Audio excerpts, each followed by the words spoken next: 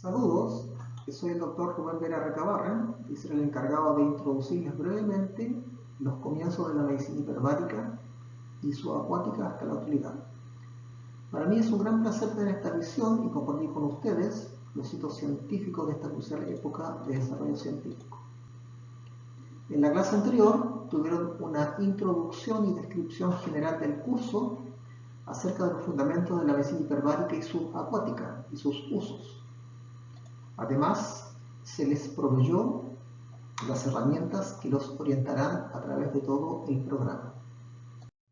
En esta oportunidad vamos a introducirlos de modo general y en forma breve en el fascinante mundo de la historia de la medicina hiperbárica y subacuática y tratar de entender cómo a lo largo de 3 siglos de historia la medicina hiperbárica se ha modernizado y se mantiene vigente como una terapia con una larga tradición y disponible hoy al servicio de la medicina moderna. A continuación, tenemos los siguientes objetivos generales del tema de la historia de la medicina hiperbárica y subacuática. 1. Reconocer los orígenes de la medicina hiperbárica en el conocimiento desarrollado inicialmente gracias a la exploración submarina realizada por el hombre desde los inicios de la historia. 2. Reconocer el surgimiento de las primeras cámaras hiperbáricas con fines terapéuticos hace más de 300 años atrás. 3. Reconocer los riesgos que acompañaron el surgimiento de los primeros sistemas hiperbáricos para trabajos submarinos. 4. Reconocer la importancia del descubrimiento del oxígeno y las dificultades experimentadas por los científicos de aquella época. 5.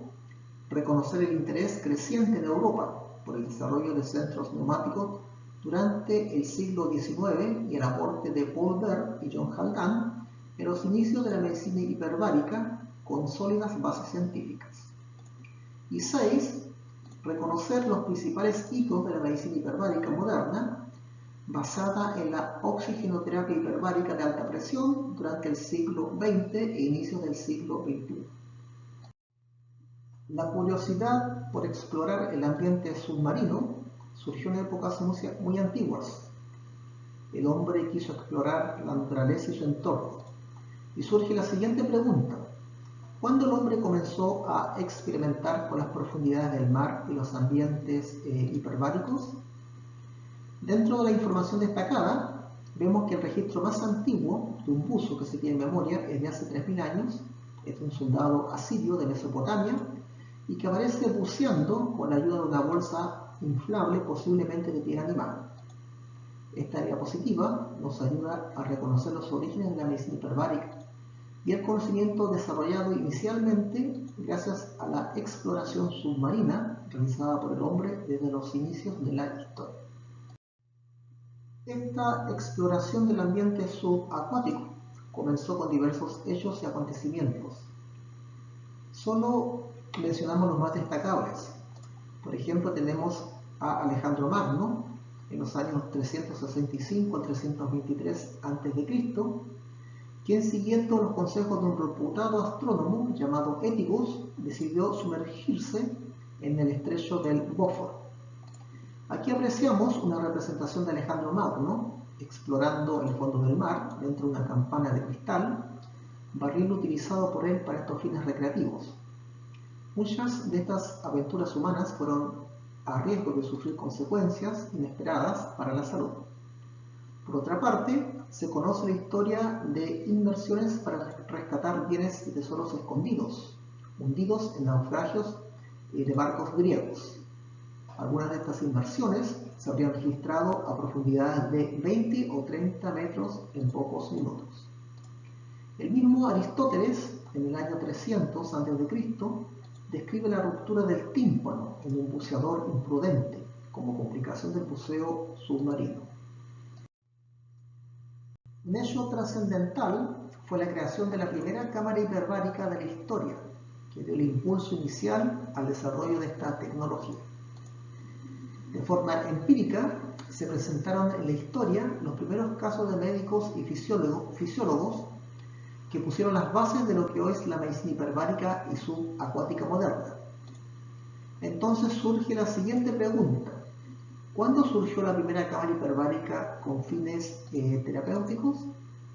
Según la información destacada, en el año 1662, hace más de 300 siglos atrás, el inglés Nathaniel Henshaw, fisiólogo, médico y clérigo, construyó la primera cámara hiperbárica, documentada antes del descubrimiento del oxígeno, llamada domicilium.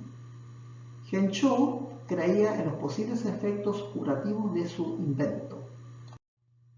En el siglo XVII, otros estudiosos e inventores de la época se inspiraron en lograr condiciones para permanecer bajo las profundidades marinas. Se idearon los primeros sistemas hiperbáricos para trabajos submarinos. Entonces surge la siguiente pregunta: ¿cuáles fueron los riesgos que acompañaron el surgimiento de los primeros sistemas hiperbáricos para trabajos submarinos? El destacado astrónomo Edmund Halley, el descubridor del famoso cometa Halley, crea y propone una de las primeras campanas de buceo para trabajo submarino. Era una campana a la que se le instalaba un grifo para purgar el aire hacia el exterior. Mientras entraba aire fresco procedente de barriles lastrados, disponía además de un tubo por el cual los ocupantes de la campana podían comunicarse con la superficie. El primero de los dispositivos fue usado por Halley hacia el año 1690. Acompañado de 4 ayudantes, pudo permanecer durante hora y media a 18 metros de profundidad, todo un récord para aquel tiempo. El hombre y la ciencia de esa época dio un importante paso para controlar las profundidades marinas, pero lamentablemente no pudieron entender las leyes de los gases y expusieron su salud al exponerse directamente en un ambiente subacuático adverso y al peligro de respirar aire a mayores presiones atmosféricas. De esta forma se presentó la enfermedad descomprensiva, muchas veces de manera enigmática e incomprensible debido al aumento de nitrógeno en los tejidos de los buceadores expuestos, lo que produciría muertes, daños graves para la salud, riesgos que no entenderían completamente hasta muchos siglos más tarde. Como dice la información destacada, el riesgo principal fue el aumento descontrolado y desconocido de acumulación de nitrógeno en los tejidos corporales de los individuos sometidos a trabajos submarinos, una forma de enfermedad descomprensiva, encubierta y desconocida. Esta época se caracterizó por el aporte de muchos autores y el descubrimiento del oxígeno, un paso primordial que aseguró el desarrollo futuro de la medicina en general y también de la medicina hiperbárica y subacuática. Entonces nos hacemos la siguiente pregunta: ¿quiénes fueron los científicos relacionados con el descubrimiento del oxígeno y cuál fue el rol asignado al oxígeno en la composición del aire? Joseph Priestley, en el año 1775, químico inglés, descubre el oxígeno aislándolo del aire, pero pensó que era un nuevo aire y lo llamó aire deflogisticado, teoría del flogisto, es decir, sin el componente flogisto, el componente inflamable de aire como se pensaba en esa época. Este científico no entendió el alcance de sus reacciones bioquímicas, pero sí su importancia en la combustión. Joseph Priestley vivió en una época muy conflictiva y vivió en carne propia la incomprensión de la gente durante la Revolución Francesa, donde imperaba la barbarie y oscurantismo de la época. Finalmente fue juzgado y posteriormente fue quemada su vivienda y sus pertenencias en el año 1791. El descubrimiento del oxígeno recibe otro importantísimo aporte en este cometido. Un año más tarde, el famoso químico francés Antoine Lavoisier replicó y profundizó sus experimentos nombrando al nuevo gas del griego oxígenos, ácido de generación, y reclamó su descubrimiento en la Real Academia de Ciencias de Francia. Hoy sabemos que el aire está compuesto por 21% de oxígeno y 78% de nitrógeno y una proporción mucho menor de 1% de otros gases presentes en el aire, como argón, helio, hidrógeno, dióxido de carbono, etc.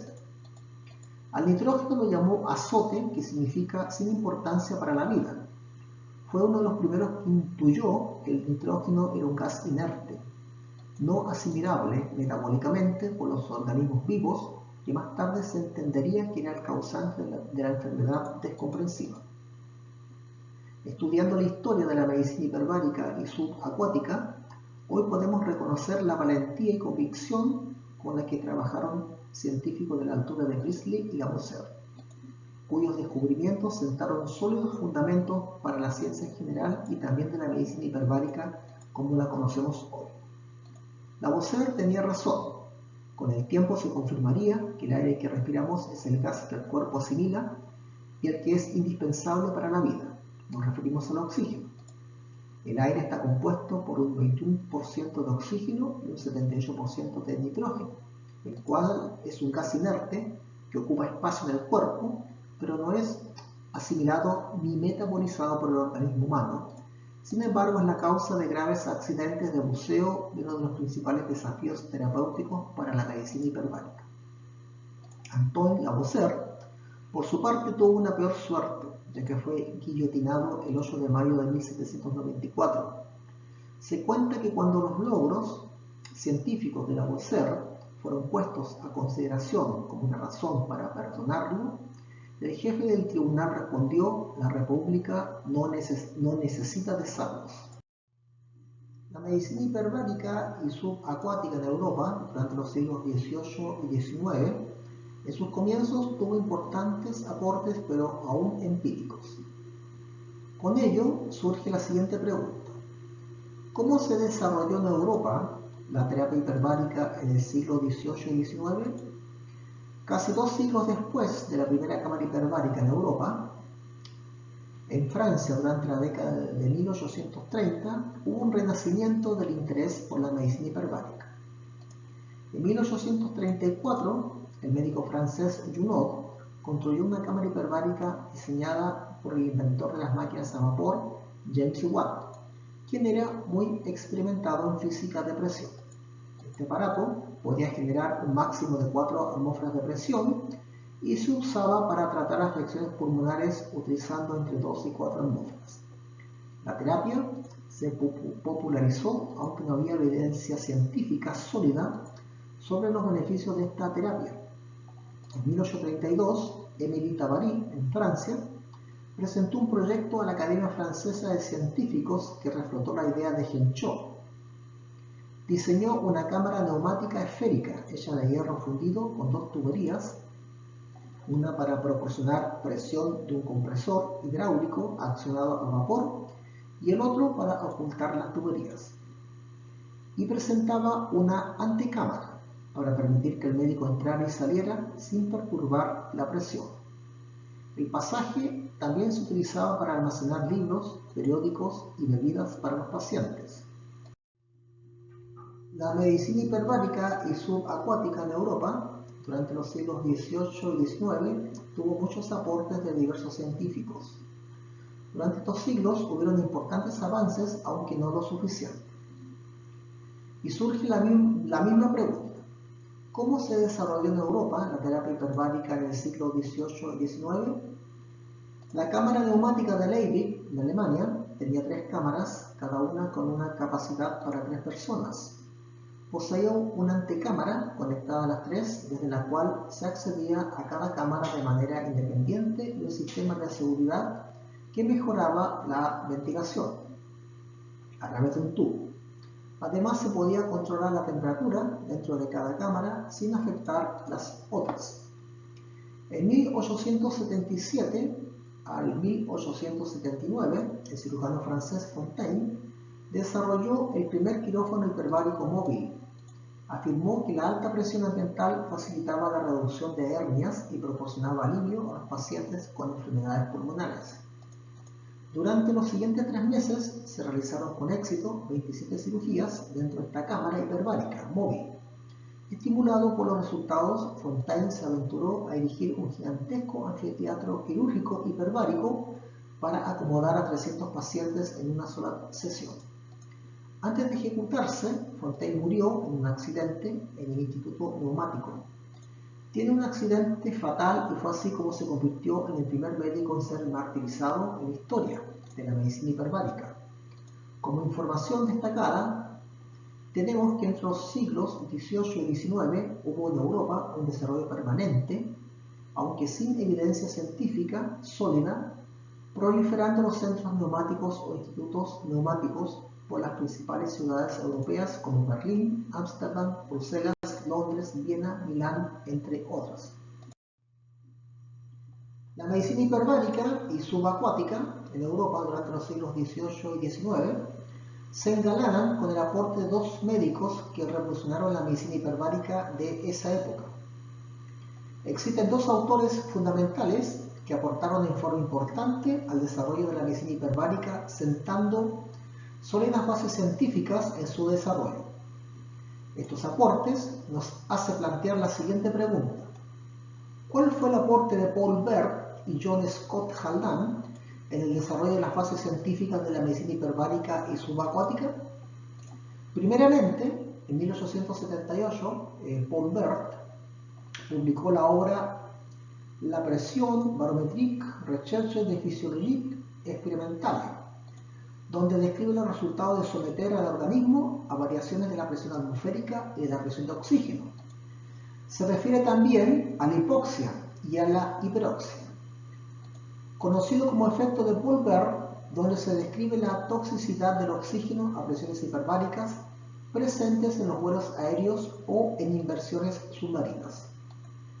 Recibió el premio de la Academia de Ciencias francesa en 1875 por sus investigaciones sobre los efectos fisiológicos de la presión del aire por debajo y por encima de la presión normal. Como dice la información destacada, a Paul Bert se le considera el más destacado de los fisiólogos que estudió los efectos de la presión barométrica en humanos y animales. Y además estudió los efectos lumbrales tóxicos del oxígeno, conocido como efecto Paul Bert. Gracias a él, hoy se conocen los límites en que se puede usar el oxígeno en forma segura tanto en el buceo como en medicina hiperbárica. Todos estos eventos ocurrieron un siglo después que Lavoisier fuera guillotinado. El segundo fisiólogo que aportó de forma importante al desarrollo de la medicina hiperbárica durante esta época y sentando sólidas bases científicas en su desarrollo fue John Haldane. Por ello surge la siguiente pregunta: ¿cuál fue el aporte de John Scott Haldane en el desarrollo de las bases científicas de la medicina hiperbárica y subacuática? John Haldane es considerado el padre de la teoría de la descompresión moderna. Fue el primero en aplicar la ciencia para predecir los resultados de la descompresión, y sus métodos son la base de casi todos los sistemas de la descompresión que conocemos en la actualidad. Haldane calculó las tablas de descompresión y demostró que se evitaban los problemas de descompresión si el buceador ascendía de modo que la presión final fuese la mitad que la inicial, siguiendo sus tablas. Sus algoritmos son hoy la base de las tablas modernas y de los modernos computadores de buceo que se usan actualmente. Fue el primero en aplicar la ciencia para predecir los resultados de la descompresión, y sus métodos son la base de casi todas las teorías de la descompresión que conocemos en la actualidad. Averiguó que la cantidad de nitrógeno liberado dependía no tanto de la diferencia de presiones a las que se sometía al buceador, sino de su radio. Haldane calculó que no tendría que haber ningún problema de descompresión si el buceador ascendía de modo que la presión final fuese la mitad que la inicial. Tras una pausa a profundidad constante, el buceador puede eliminar el nitrógeno sobrante y estaría preparado para un nuevo tramo de subida. Basándose en este principio, Haldane elaboró las primeras tablas de descompresión, que fueron adoptadas inmediatamente por el almirantazgo británico en 1908 y son la base de todas las usadas hoy en día. Los hitos de la medicina hiperbárica moderna durante el siglo XX y hasta nuestros días es representado por un prominente médico de la época quien ha dejado su huella indeleble en la historia. Siguiendo esta idea, surge la siguiente pregunta: ¿con quién se inicia la oxigenoterapia hiperbárica moderna? Igualmente, en los años 50 del siglo pasado, se destaca al Dr. Christian Bernard y otros autores, quienes empezaron a utilizar el oxígeno medicinal en las intervenciones de valvulopatías congénitas o adquiridas y en la enfermedad coronaria, ya que necesitaban aumentar la presión parcial del oxígeno en sangre. El uso científico moderno de la cámara hiperbárica se inicia con los trabajos del Dr. Ite Boerema, profesor de cirugía en la Universidad de Ámsterdam, quien propuso usar el oxígeno hiperbárico para aumentar la tolerancia al paro cardíaco de los pacientes. Por ello, la medicina hiperbárica moderna se inicia con el Dr. Ite Boerema, cardiocirujano pediátrico, quien se dedicó de lleno a la oxigenoterapia hiperbárica y se dedicó con mucho interés y rigurosidad a esta especialidad, mereciendo el respeto y reconocimiento de sus colegas en la ciudad de Ámsterdam, quienes lo apodaron el ingeniero por sus experimentos hiperbáricos. Fue el precursor de utilizar el oxígeno en forma no eritrocitaria. En forma contemporánea, también lo hizo el Dr. Bernard y muchos otros médicos en los 5 continentes. Continuando con los hitos de la medicina hiperbárica moderna, durante el siglo XX hasta nuestros días, tenemos la siguiente pregunta. ¿Con qué hecho se inicia la oxigenoterapia hiperbárica moderna? Para que sus colegas pudieran entender los efectos fisiológicos de la oxigenoterapia hiperbárica, el Dr. Boerema programó un experimento que consistió en introducir algunos cerditos a la cámara hiperbárica y extraer de ellos toda la sangre, reemplazándola por suero fisiológico. El experimento causó gran revuelo en su época, ya que los mantuvo vivos sin sangre. Los investigadores comprobaron que los cerdos que inhalaban oxígeno a una presión de 3 atmósferas podían sobrevivir durante periodos de 15 minutos con solamente 0.4% de la hemoglobina, ya que sus cuerpos se saturaban de oxígeno disuelto en plasma. Y cuando volvían a presión atmosférica normal, se les restituía la sangre extraída y los animales seguían viviendo. Sobre este experimento, Boerema publicó su artículo con el título La vida sin sangre. El experimento del Dr.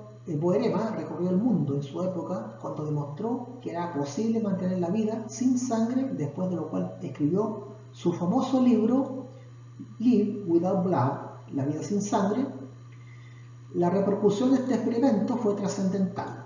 Se demostró que el contenido de oxígeno del plasma sanguíneo aumenta 20 veces si se inhala a una presión de 3 atmósferas. En 1959 se construyó en el hospital de Wilhelmina Gasthuis de Ámsterdam una gigantesca cámara de acero que albergaba en su interior un quirófano de 3.5-5.5 metros, un pequeño armario instrumental y una antesala donde los médicos y enfermeras se sometían a la compresión o descompresión al que vemos en la imagen. La hiperpresión de 3 atmósferas se lograba en 12 minutos. La aplicación de la oxigenoterapia hiperbárica se utilizó con éxito en el tratamiento de la gangrena gaseosa, ya que el aumento de la presión parcial de oxígeno en sangre destruía los organismos anaerobios.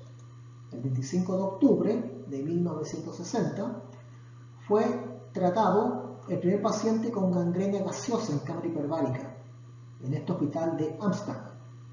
Boerema también utilizó la oxigenoterapia hiperbárica para revitalizar colgajos de piel en politraumatizados, fracturas complicadas y casos de congelación. Por otra parte, el Dr. Churchill, siguiendo la experiencia y conclusiones del Dr. Boerema, pero en Inglaterra, fue el primero que en 1955 empezó a aplicar la oxigenoterapia hiperbárica para potenciar el efecto de irradiación en los pacientes oncológicos. Otros hitos de la medicina hiperbárica moderna durante el siglo XX hasta nuestros días que han contribuido al desarrollo de la medicina hiperbárica es la naval. Para ello surge la siguiente pregunta. ¿Qué instituciones destacadas han promovido el desarrollo de la medicina hiperbárica en el mundo sobre sólidas bases científicas? El desarrollo militar naval ha permitido que instituciones de todos los países del mundo mantengan y desarrollen tecnologías y conocimientos de apoyo a la medicina subacuática. Y una de las instituciones destacadas de vanguardia en el mundo ha sido la US Navy, la Marina de los Estados Unidos, que ha promovido un desarrollo científico reconocido en todo el mundo. Siguiendo con la idea de la diapositiva anterior, el desarrollo de las técnicas navales en la medicina de hiperbaria, ha sido de una enorme contribución a la ciencia desde el siglo pasado hasta la actualidad. Se destaca que la US Navy ha desarrollado procedimientos médicos y tecnologías de apoyo a la medicina hiperbárica y subacuática. De gran valor han sido las tablas de tratamiento para la enfermedad descompresiva del buceo, que se siguen aplicando hasta el día de hoy. Durante el siglo XX y hasta nuestros días, importantes acontecimientos y eventos han contribuido grandemente al desarrollo de la oxigenoterapia hiperbárica. Por ejemplo, en 1974, de acuerdo a políticas del Ministerio de Salud de la ex Unión Soviética, actualmente Rusia, se construyó el centro hiperbárico más grande del mundo, ubicado en la ciudad de Moscú, con 13 cámaras hiperbáricas de alta presión, incluidos 6 quirófanos hiperbáricos. Este centro permitiría realizar más de 1000 intervenciones quirúrgicas cardíacas y vasculares, permitiendo un gran desarrollo de la medicina hiperbárica en los años 80 del siglo XX, con el funcionamiento de más de 700 cámaras hiperbáricas de alta presión en toda la ex Unión Soviética, las que daban cobertura a más de 42 patologías, incluidas enfermedades del embarazo, como el retardo del crecimiento intrauterino y valvulopatías maternas. Siguiendo la idea de la diapositiva anterior, los destacados cardiocirujanos soviéticos Dr. Nikolai Amosov y el Dr. Boris Petrovsky desarrollaron experiencias contemporáneas al Dr. Boerema y al Dr. Bernard, y tanto ellos como sus discípulos realizaron miles de intervenciones quirúrgicas tanto en la ex Unión Soviética como en los países que se forman posteriormente. Destacados son los logros alcanzados en el ámbito de la obstetricia y neonatología, como se observa en la diapositiva.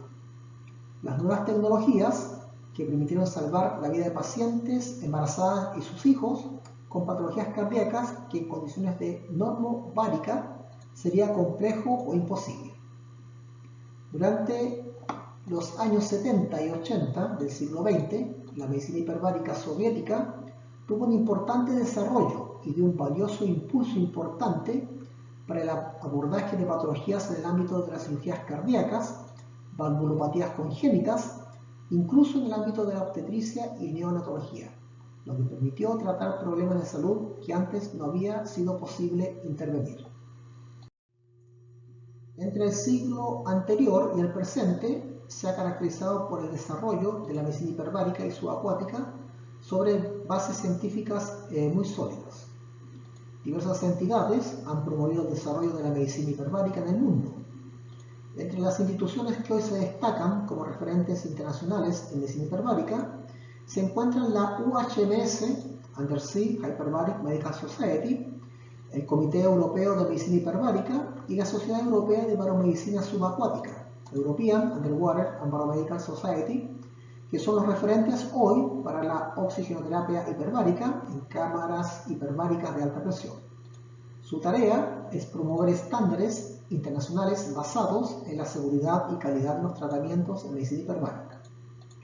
En el año 1963 fue creado por el mismo Dr. Boerema el Congreso Internacional de Medicina Hiperbárica, ICHM International Congress on Hyperbaric Medicine, que se reúne cada 3 años. Es la organización más antigua de medicina hiperbárica. En 1973 se fundó en el seno del célebre Instituto Karolinska de Estocolmo, la Sociedad Europea de Baromedicina Subacuática, European Underwater and Baromedical Society, que desde entonces celebra el Comité Europeo de Medicina Hiperbárica, European Committee for Hyperbaric Medicine, ECHM. Hoy en día existe un amplio desarrollo de la medicina hiperbárica y subacuática en los 5 continentes, lo que ha fundamentado esta especialidad sobre sólidas bases científicas y médicas, como dice la pregunta. En Europa hay varias organizaciones internacionales que se describieron en la diapositiva anterior. Vemos este auge en Noruega, en Francia, en Inglaterra, en Italia, en España, en Grecia, en Portugal, en Finlandia, en Alemania, en Austria y muchos otros. En América Latina el mayor desarrollo de la oxigenoterapia ocurrió en Cuba. En 1967 por el profesor y doctor cubano Manuel Castellanos, quien participó en Francia en la Jornada Nacional de Oxigenoterapia y Fisiología Subacuática. En 1969, el doctor Rafael Castellanos Gutiérrez defendió su tesis sobre el tema de la oxigenación hiperbárica. Él aplicó la medicina hiperbárica en la gangrena gaseosa en 1969 en el Hospital General Calixto García, La Habana, consiguiendo excelentes resultados. En el año 1986 se inauguraron 2 servicios de oxigenoterapia con cámaras monoplazas soviéticas y Draeger alemana, uno en el Hospital Luis Díaz Soto de Pinar del Río y otro en el Hermanos Aimeijeras de La Habana, y en este último se inició en 1987 la formación de especialistas en esa labor. Un año más tarde se crearon servicios similares en Cienfuegos, Villa Clara, y en 1993 se hicieron extensivos a las restantes provincias, llegando casi a 20 centros, regidos por la Comisión Nacional en Ciudad de La Habana, contándose en el 2006 con casi 50 cámaras hiperbáricas en Cuba. En Brasil destacan los aportes del doctor Álvaro Osorio de Almeida, quien hizo excelentes aportes en el tratamiento de la lepra con oxigenoterapia. En Venezuela, el mayor promotor de la medicina hiperbárica ha sido el doctor Adolfo González, donde actualmente existen 35 centros de oxigenación hiperbárica. En Argentina, la oxigenoterapia se comienza a utilizar al inicio de la década del 60 en el Hospital Pirovano de Buenos Aires por el doctor Espirito y en el leprosario de Rodríguez por los doctores Rosasco, Wilkinson y Calori en el tratamiento de la lepra lepromatosa. También en la base naval del Mar del Plata, donde se han realizado tratamientos de la población civil y al mismo tiempo trabajos de investigación. Destacamos los valiosos aportes de la doctora Surbotina, graduada en la ex Unión Soviética, médica especialista en medicina hiperbárica y radicada en Argentina. Ha sido un baluarte a nivel mundial y un referente indiscutible en sus aportes a la medicina hiperbárica. Ella fue formada en el Barocentro de Moscú. Finalmente, destacamos los aportes realizados en otros países como India, Japón, China, Turquía, Israel, Australia, Canadá, entre otros países. Acá tenemos un resumen de hitos de la medicina hiperbárica y su desarrollo a través de la historia, recopilado de un texto clásico bibliográfico de esta especialidad. Hacemos una invitación cordial a los participantes del curso y especialmente a quienes se identifiquen con esta rama de la ciencia médica a sumarse y ser parte de la historia que todavía se está por escribir. Tanto en el ámbito clínico como de la investigación médica hay muchísimos trabajos interesantes por realizar. Chile debería ser líder en el desarrollo de la medicina hiperbárica y subacuática en su condición de país costero, con 4.000 kilómetros de litoral y múltiples zonas insulares. La invitación a través del curso está abierta para quienes quieran formar parte de este equipo clínico, estar al servicio de los pacientes y al desarrollo de la hiperbaria médica en nuestro país. Hemos llegado al final de este capítulo. Para quienes quieran profundizar en este interesante tema, existe una amplia bibliografía en internet, en páginas serias y libros especializados. El siguiente capítulo y final del primer módulo abarcará conceptos básicos de física de gases en medicina hiperbárica, un tema fundamental en este promisorio campo de la medicina. Por mi parte, me despido y fue un agrado el haberles narrado este capítulo introductorio a la historia de la medicina hiperbárica.